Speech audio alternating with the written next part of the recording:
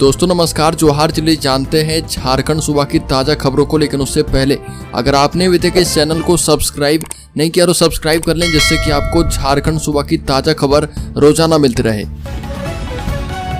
तो सबसे पहली खबर की बात करें तो एक्शन में खाद्य आपूर्ति मंत्री बन्ना गुप्ता। बोकारो स्थित JSFC गोदाम में किया रेड, कहा कि दोषी लोगों पर की जाएगी कार्रवाई। राज्य के खाद्य आपूर्ति मंत्री बन्ना गुप्ता ने बोकारो दौरे के दौरान अचानक BSCT स्थित JSFC गोदाम में छापा मार दिया। मंत्री के द्वारा छापेमारी के दौरान गोदाम के AGM गोदाम में मौजूद थे, लेकिन कोई भी रजिस्टर मौके पर नहीं मिला। AGM ने मंत्री को बताया कि सभी रजिस्टर घर में रखे हुए हैं और उसके बाद मंत्री ने बालीडीह थाना प्रभारी को AGM के घर से रजिस्टर जब्त कर लाने का निर्देश दिया। मंत्री बन्ना गुप्ता ने बोकारो के BSCT स्थित JSFC गोदाम में रेड किया था। अगली खबर की बात करें तो सावन शुरू होते ही ट्रेनों में बढ़ी कांवरियों की भीड़। GRP और RPF ने संभाला मोर्चा। बता दें कि 22 जुलाई से सावन महीने की शुरुआत हो चुकी है। सावन का पहला सोमवार भी बीत चुका है। ऐसे में एक तरफ जहां लोग शिवालय में जलाभिषेक कर रहे, दूसरी तरफ झारखंड के देवघर में बैद्यनाथ धाम का जलाभिषेक करने के लिए ट्रेनों में सवार होकर कांवड़ियों का जत्था देवघर की तरफ रवाना हो चुका है। और बता दें कि कांवड़ियों की भारी भीड़ के मद्देनजर दीनदयाल उपाध्याय जंक्शन पर CRPF, GRPF और RPF ने मोर्चा संभाल लिया है। DDU जंक्शन पर कांवड़ियों की जबरदस्त भीड़ देखने को मिली है और कांवड़ियों को देखते हुए GRP और RPF की टीम मौके पर पहुंच चुकी है। अगली खबर, डॉक्टर आशा लकड़ा ने कहा कि संताल परगना में बांग्लादेशी घुसपैठ हावी आदिवासी की जमीन पर कर रहे कब्जा। बता दें कि राष्ट्रीय अनुसूचित जनजाति आयोग की सदस्य डॉक्टर आशा लकड़ा ने फूलो झानो मेडिकल कॉलेज अस्पताल पहुंचकर वहां का दौरा किया और उन्होंने बताया कि सोशल मीडिया के माध्यम से पता चला कि किस प्रकार से संताल परगना जल रहा। दुमका जिले में मारपीट एवं हिंसा हो रही है। संताल परगना में कोई भी आदिवासी समाज सुरक्षित नहीं है और पाकुड़ जिला के महेशपुर थाने क्षेत्र में एक घटना घटी, जहां पर एक ही आदिवासी परिवार के लोग बंगाल काम करने गए थे और इस बीच बांग्लादेशी मुसलमान उनकी जमीन पर कब्जा कर लिए। जब पीड़ित परिवार ने अपनी जमीन का आवाज उठाया तो बाहरी मुसलमानों ने उनके साथ बुरी तरह से मारपीट की। अगली खबर, राज्य के गिरिडीह जिले में आर्मी सूबेदार को दान में दी गई जमीन पर बना दिया सरिया कॉलेज। बता दें कि सरिया अंचल के पोखरियाडीह गांव निवासी सेवानिवृत्त आर्मी सूबेदार धर्म मिस्त्री ने झारखंड के राज्यपाल एवं मुख्यमंत्री को पत्र लिखकर न्याय की गुहार लगाई। धर्म मिस्त्री ने बताया कि सेना में काम करने के दौरान ही उसे एकीकृत बिहार के समय गिरिडीह के तत्कालीन SDO भूमि सुधार उपसमहारता एवं बगोदर CO की जांच रिपोर्ट के आधार पर मंडरामो गांव में 4 एकड़ 98 डिसमिल जमीन सरकार से दान में मिली थी और उन्होंने आरोप लगाया कि जिस जमीन को सरकार ने उन्हें दान में दी है, उसी जमीन का फर्जी कागजात बनाकर राज्यपाल को दान पत्र दे दिया गया और फर्जी कागजात के आधार पर उस पर सरिया कॉलेज खड़ा कर दिया गया है। अगली खबर, कोडरमा जिले में कलेक्ट्रेट पर टेम्पो चालकों का प्रदर्शन। नेशनल हाईवे पर टोटो प्रतिबंध की मांग की। C2 एवं झारखंड परिवहन मजदूर यूनियन के बैनर तले टेम्पो चालक संघ ने समाहरणालय पर प्रोटेस्ट कर नेशनल हाईवे पर टोटो चलाने पर प्रतिबंध लगाने की मांग की और इससे पूर्व समाहरणालय परिसर से एक जुलूस निकाला गया। रांची पटना रोड अनुमंडल कार्यालय होते हुए जिला परिवहन कार्यालय के समक्ष पहुंचकर जमकर नारेबाजी की गई। और बता दें कि C2 के राज्य सचिव संजय पासवान ने कहा कि कई महीनों से टेम्पो चालक अपनी मांगों को लेकर संघर्ष कर रहे। इन मांगों को लेकर 2 सप्ताह पहले जिला परिवहन अधिकारी से C2 और संघ का प्रतिनिधित्व मिला था। अगली खबर, लोहरदगा उपायुक्त ने सभी प्रखंडों में खाद्यान्न वितरण सुनिश्चित करने का दिया निर्देश। बता दें कि उपायुक्त डॉक्टर बाघमारे प्रसाद कृष्ण की अध्यक्षता में समाहरणालय सभागार में आपूर्ति विभाग की बैठक की गई। बैठक में सर्वप्रथम धान अधिप्राप्ति योजना 2023-24 की समीक्षा की गई और इसमें धान अधिप्राप्ति के लक्ष्य के विरुद्ध उपलब्धि, निबंधित किसानों की संख्या, चयनित राइस मिलों की संख्या, किसानों को दिए गए भुगतान की स्थिति की विस्तृत समीक्षा की गई। जिले में NFSA हरा राशन कार्ड अंतर्गत प्राप्त खाद्यान्न, चना दाल का वितरण। जुलाई माह में NFSA अंतर्गत राज्य में लोहरदगा जिला में खाद्यान्न वितरण की स्थिति की समीक्षा की गई है। अगली खबर, राज्य में अगस्त से 2.5 लाख लोग करेंगे बिजली मीटर रिचार्ज। राज्य में 70% ऊर्जा मित्रों पर संकट। बता दें कि 1 अगस्त से शहर में बिजली व्यवस्था बदल जाएगी। अब बिजली उपभोक्ता अपने मोबाइल से अपने बिजली मीटर का रिचार्ज करेंगे। शहर में 2.5 लाख स्मार्ट मीटर 1 अगस्त से प्रीपेड मोड पर काम करना शुरू कर देंगे। अब बिजली बिल के लिए लंबी लाइन लगने के झंझट से लोगों को आजादी मिलेगी। यह जानकारी झारखंड बिजली वितरण निगम लिमिटेड के IT GM संजय सिंह ने दी है और कहा कि शहर में पहले से 18,000 स्मार्ट मीटर प्रीपेड मोड पर काम कर रहे। अब और भी 2.5 लाख स्मार्ट मीटर भी अगस्त से प्रीपेड मोड पर काम करना शुरू कर देंगे। वहीं शहर में कुल 3.5 लाख स्मार्ट मीटर लगाने का लक्ष्य किया गया है। अगली खबर, सहायक पुलिसकर्मियों के साथ बैठक कर 6 विधायकों ने सुनी मांगे। मोरहाबादी मैदान में सहायक पुलिसकर्मी का बीते 2 जुलाई से आंदोलन लगातार जारी है। इसी दौरान सर्किट हाउस में 6 विधायकों ने सहायक पुलिसकर्मियों के प्रतिनिधियों के साथ बैठक की और उनकी मांगों को सुना है। अगली खबर, झारखंड प्राथमिक शिक्षक संघ ने कहा कि शिक्षकों को आपस में लड़वाकर प्रमोशन नहीं देना चाहती है सरकार। बता दें कि झारखंड प्राथमिक शिक्षक संघ ने हरिजन मध्य विद्यालय भालूबासा में बैठक की और इस बैठक की अध्यक्षता जिलाध्यक्ष अरुण कुमार सिंह ने की।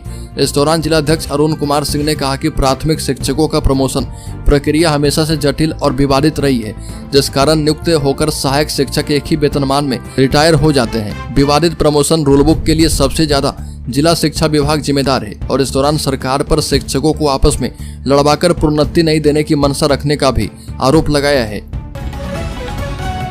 अगली खबर, झारखंड की हेमंत सोरेन सरकार महत्वाकांक्षी मुख्यमंत्री ग्राम गाड़ी योजना ला चुकी है और इससे जुड़े सभी लाभुकों को एक पहचान पत्र मिलेगा, जिसे स्मार्ट कार्ड कहा जाएगा।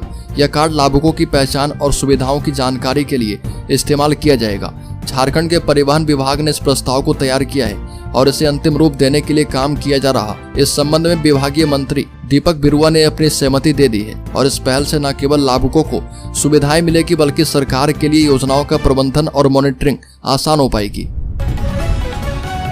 अगली खबर, इलेक्शन से पहले विधायकों की बढ़ी सैलरी। बता दें कि विधानसभा चुनाव से पहले झारखंड कैबिनेट ने बड़ा फैसला किया।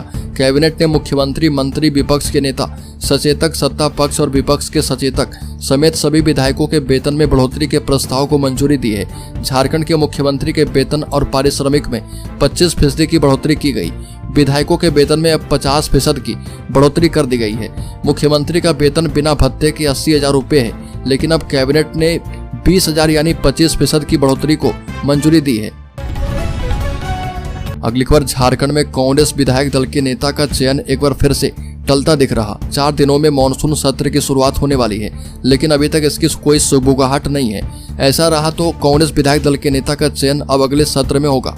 तब तक विधानसभा चुनाव भी हो चुका होगा और नए लोगों के बीच से किसी एक का चुनाव होगा। अभी किसी को नेता चुनने से आलाकमान भी परहेज कर रहा और इसके पीछे कई कारण है।